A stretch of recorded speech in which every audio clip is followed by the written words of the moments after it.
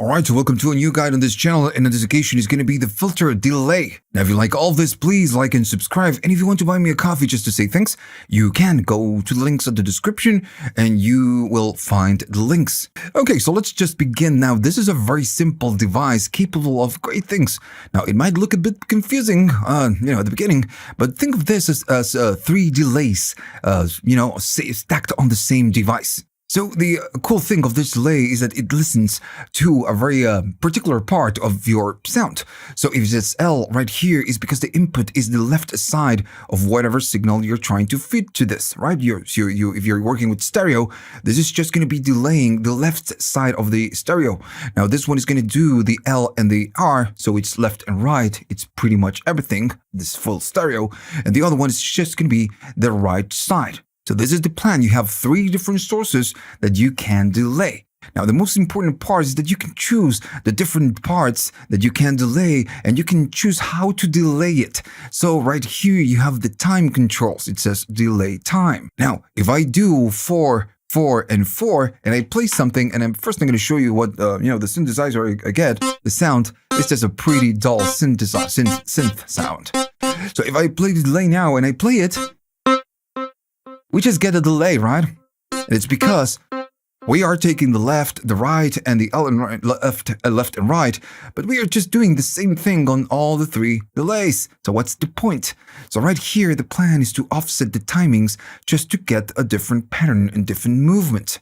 So by default, this is going to be on 16 notes. So it means that if you're selecting 4, you're going to be doing a delay time of 4 16ths. If it's you're going to be 8, you're going to be doing 8 16ths, and so on and so on. If you do 5, it's going to be 5 16ths. That's, how it works. Now, since we have different times on all the three different delays, I play something, and we're going to start getting, a different pattern. And that's, the plan with this plugin. Now, I'm going to do 4, I'm going to do 3 on this one. We need to talk about the sync and the time, but we're going to do it in a minute. I'm going to do something like 6. Now, the cool thing is that right here on this section is you can control everything. Each delay, because it's just 3 different delays, you have a feedback control. So maybe you can go up on the feedback, maybe go really crazy on the center one and do a little bit more on the sides, but still less than what you do in the center. So this again is just going to create a different motion. And you need to do some folding around with the times and, and the amount of feedback that you do. It's just going to give you that different vibe. Now you need to experiment a little bit right here. Now I'm going to go down with the feedback just to kill that sound. Now on the next side, in the next section, you have the panning controls. So by default, this is going to take the L, the left or the right, and then L and right. So it's going to be panned all the way to the left, all the way to the left, and all the way to the right. And it makes sense, right? We are just getting the left and the right on this ones. But this doesn't mean that you cannot adjust the panning. So maybe I'm going to be taking the one that's on the left, I'm going to take it to the right, and the right to the left. I can do that, and I can maybe offset the center to some position. You get control over this. And this makes the plugin, the device really cool, because you have you can choose what you want to do. Maybe you just don't want to go super wide and you want to keep it, a little bit to the left and a little bit to the right. And this is just gonna let you do that. So depending on what you're doing, you need to adjust your volumes. By default, it's going to be, the default patch, and then just going to bring the default patch. It's going to be all the way up, almost all the way up. So, what you can do, maybe you're going to go all the way up on the center, all the way up on the left, but maybe the right side is just going to be a little bit, silent. So you can adjust all these values independently. Notice that the one on the left is just going for a lot more, just going a lot more time and just louder. Now still, right here, you have your dry control. And notice that it says dry, and other devices say dry and wet. And it's because you merge or you blend the amount of wet signal and dry signal. But on this one, you just can do dry. Why is that? So if I go all the way down on the dry and I play it,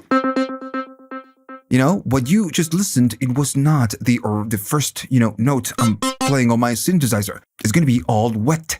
So this is so by doing this all the way down to the dry, the original signal will not go through the delay. So you're just getting the wet signal. And I'm telling you this because maybe you want to use this delay on a bus synth. So if that is the case, you will need to go all the way down on the dry and have none of the dry signal. And then you just adjust the volumes of your different taps, right?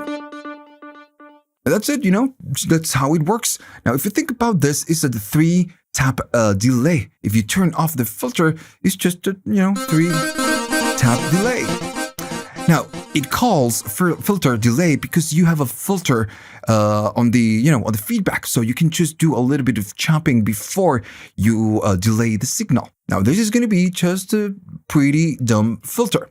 But it's really cool because since you have 3 different filters, you just can offset them, and it's going to let you create different, different types of delays. It's going to create a different vibe. For example, let's say that I want to maybe on the left, I want the higher frequencies right here. On the left and right, I want the higher frequencies, but on the mid side, on the center one, I want more of the, the lower part of the information. I'm going to be chopping highs. And I'm keeping the mid information. If I do something like this, you're gonna hear that the whole plugin is gonna sound very differently.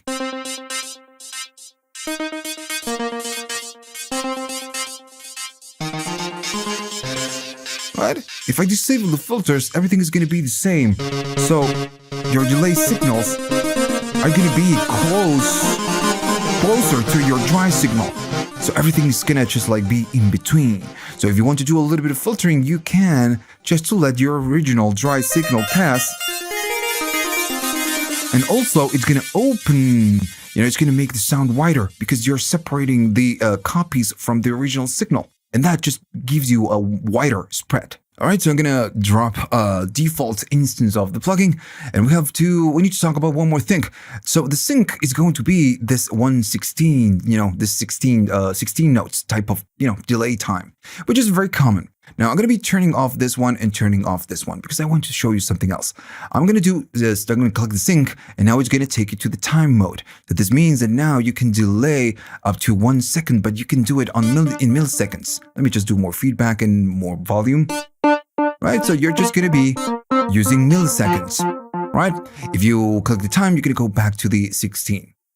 Now, also on the 16, I'm going to enable this. Oh, made a mistake. Let me just go there, just there. And let me keep this on sync and this one on time. So right here, notice that when you're working in time, this is going to be milliseconds. But the other thing, the other control is going to be something else, is a percentage. So you can go to 33 and minus 33. So what this is that you can offset whatever time that you're using right here by an amount. But you're just offsetting the time. So let me just give you an example. If I am standing on 4/4, on 4/16, everything is going to be pretty much the same, We are not separating the delays. It's just one single delay.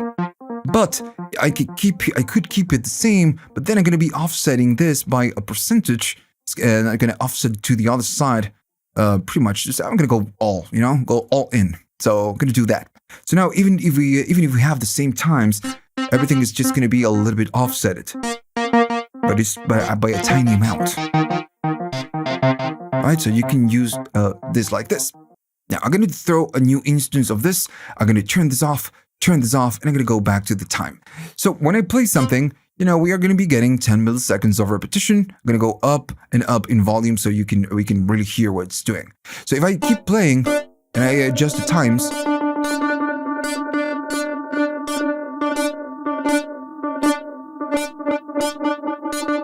that's how it sounds when we change, the time while we are just trying to delay the dry signal.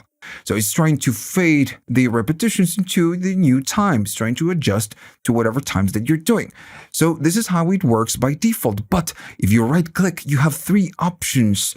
And the first one, it's a repitch. By default, it's fade. It's going to try to fade and adjust smoothly to the new changes.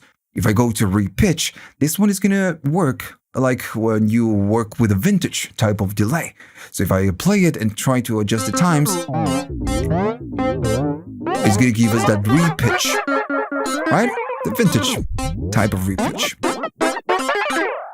Right, so this is cool. Depends on what you want to do. Maybe you want to create a delay and modulate the times.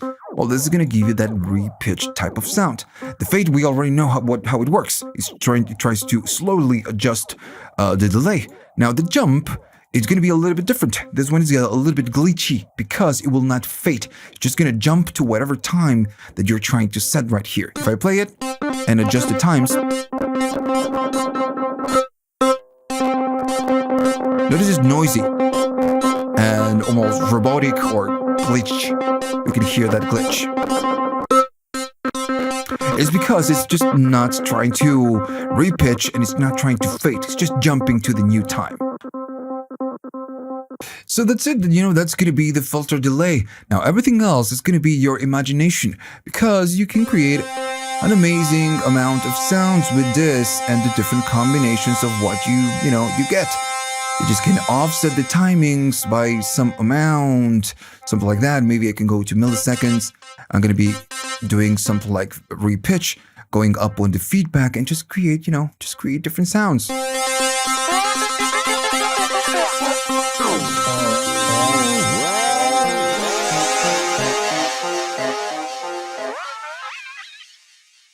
So yeah, it's completely up to you. You need to do some exploration. Still, you can use it without the filters. Maybe you can use it with just one single delay, and it's just going to be one filter delay, one simple cool delay. Alright, so hopefully you liked all of this. So remember to like and subscribe. And if you have the money and you want to buy me a coffee just to say thanks, you can go to links at the description, and you have PayPal, you have YouTube thanks, and I guess you have Patreon. So maybe you want to be a 1 month patron and just buy me a coffee that way. Alright, so see you on the next one.